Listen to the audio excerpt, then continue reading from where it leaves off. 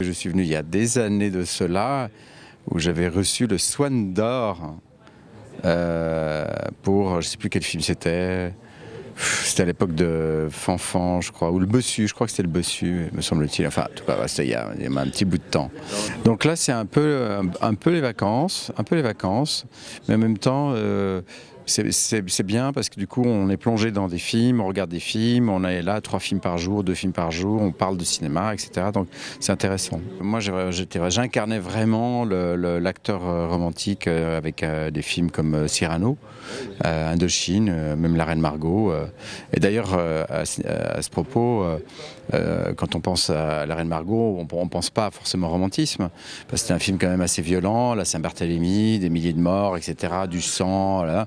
Mais en fait, là, en vérité, à la base, en fait, le romantisme était pas du tout à l'eau de rose, c'était quelque chose d'extrêmement violent, donc créé en Allemagne par des grands auteurs allemands, dont notamment Heinrich von Kleist.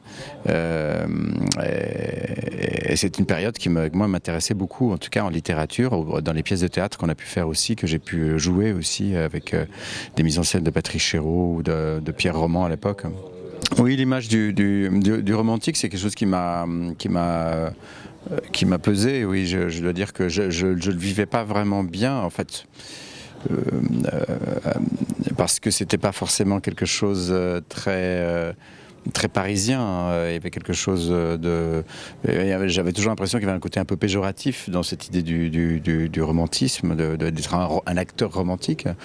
Et puis maintenant, avec le recul, je me dis que c'était plutôt sympa, en fait. Pour vous, c'est quoi un bon film romantique, et quel serait le film romantique ultime?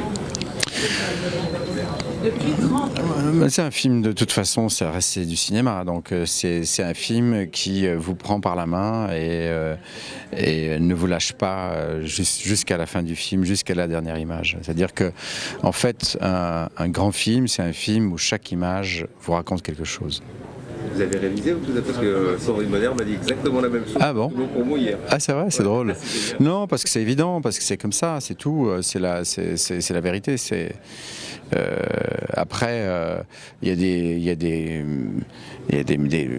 a certaines règles, voilà, qui, si elles sont pas respectées, c'est difficile ensuite pour le film de tenir le coup sur la longueur. Ensuite, il y a derrière tout ça, bien évidemment, il y a aussi la nécessité de raconter cette histoire. Petite dernière question, c'est quoi un film romantique qui vous a marqué, qui vous a plu? Moi, je dirais que... Qu'est-ce que c'est qu'un film romantique? Ouais, pour parler tout récemment, et pour lui faire un peu de pub, et parce qu'il va être présenté ici, je pense que le film de Nicolas Bedos incarne très bien cette idée du romantisme. Vous l'avez vu à Cannes? Je l'ai vu à Cannes, oui, absolument. C'est quoi le titre déjà? C'est La Belle Époque.